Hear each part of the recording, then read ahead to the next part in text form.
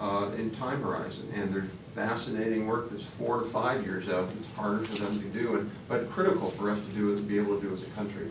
Particularly in the case of the military, we want them to have the best ability to have troop carriers that can avoid explode or can deal with explosive devices, things like that. So, yes, and then here. Maggie Lloyd, MIT Washington office.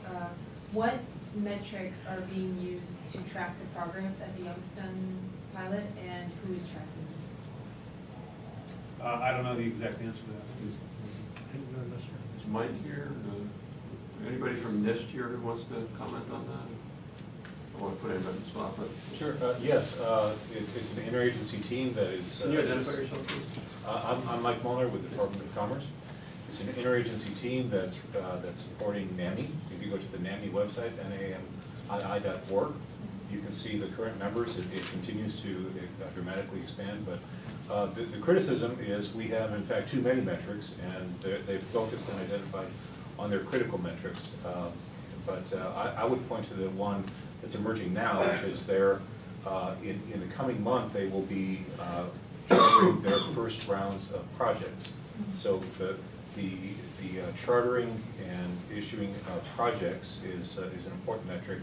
Who's participating and how are they participating is another KPI. But if you go to the NAMII website, you can see what their list of KPIs are. Steve? I would add to that in any initiative like this, there's an importance to have a balance of what we can call pre-process, in-process, and end-process measures. Because early in the life of an institute, you're going to be wanting to measure, are all the right collaborations occurring that are going to allow projects and ideas to be born?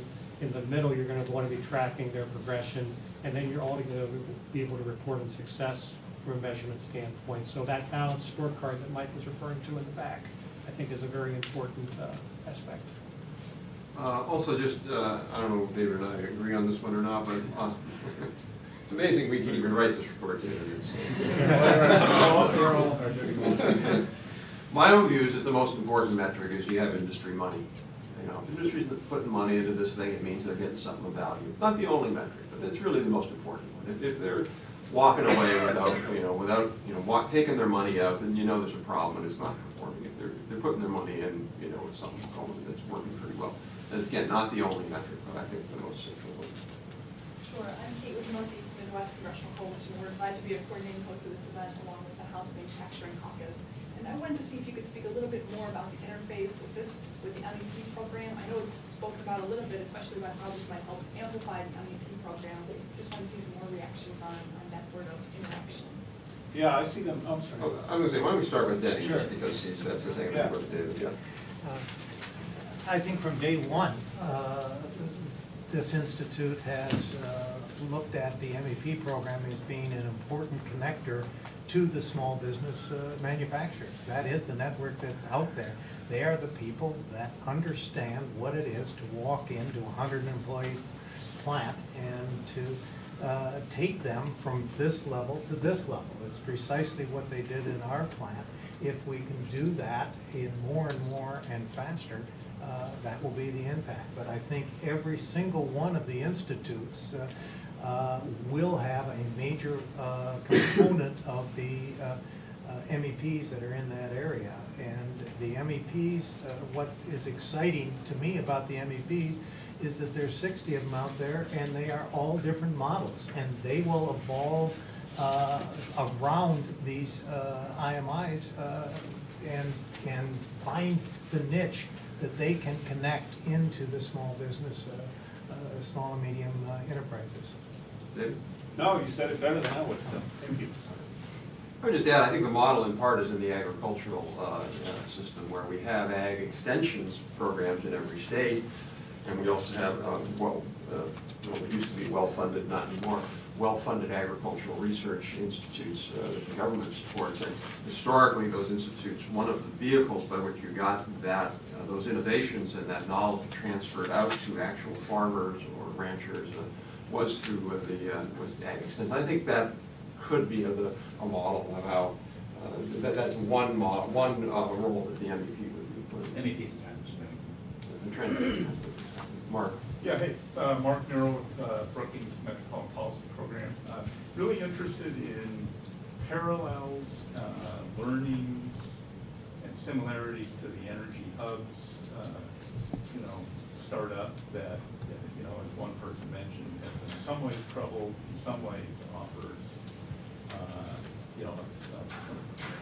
a parallel vision in some ways. So in some ways it's being implemented by DOE, maybe in ways that foreclose on some of the network benefits and bottom-up feel of NNMI. I'm wondering if you guys are looking at that.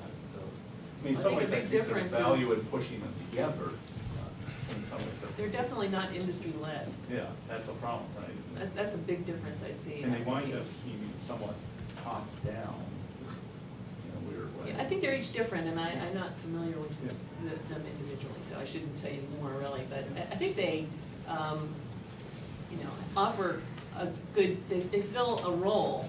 They could evolve into something that does bridge. I think a lot of these programs do need to bridge and bring together these constituencies. I did have a list of challenges, and one of them is that you're trying to bring together groups that may have different owners or relationships politically, and that's going to, I think, be one of the challenges. If you're talking about bridging appropriations or authorizations or different groups, that's a big challenge. And the innovation hubs, I think, are running into that too. I think where they're similar is in scale, and Celia mentioned they are really different. The one that I've taken a closer look at is the one on nuclear operations, which is very focused on process. I mean, it's not about building new kinds of plants, it's about making current generation work better. And it does seem to have a pretty good industry participation, but they don't have skin in the game, so that's a big difference. Sunlight from fuels, that's a blue sky kind of thing. So I just think they're very different from one another. And there may be some learning that could come from some of them, but I think this huge difference that industry isn't driving the agenda, that's an enormous fundamental disconnect. You might say it's a problem, but Yeah, absolutely.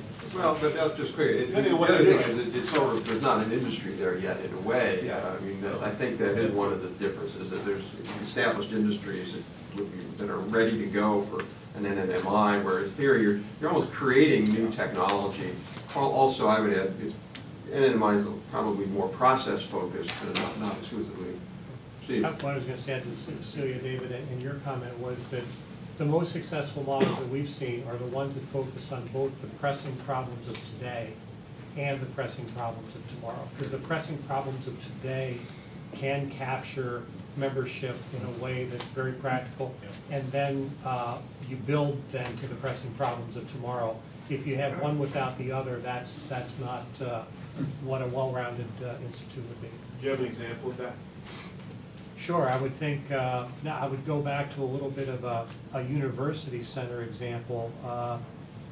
In upstate New York, the SUNY system, State University of New York is naming best practice centers of excellence. I happen to be geographically local to Binghamton University, which is actually the home of the IBM Corporation and local to one of our facilities. There's an electronic packaging center there that has focused for decades on the problems of today and the problems of tomorrow, and always had a balanced portfolio. So while that's an academic example, same thing applies, and that's what keeps the membership decades long in terms of participation. Any other questions or comments? Okay. Great. Well, this was a really, I think, first of all, excellent report, David. And Mike, did you have one last one? Yes, just have a comment. We have been overwhelmed with the quality and energy of the inputs from the RFIs from the 4 innovation input workshops.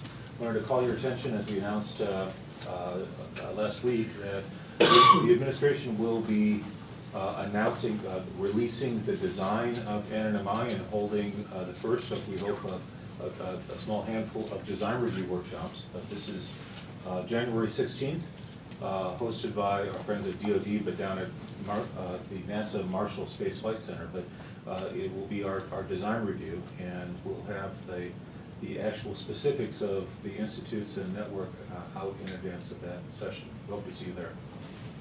Thank you. Please join me in thanking a wonderful panel who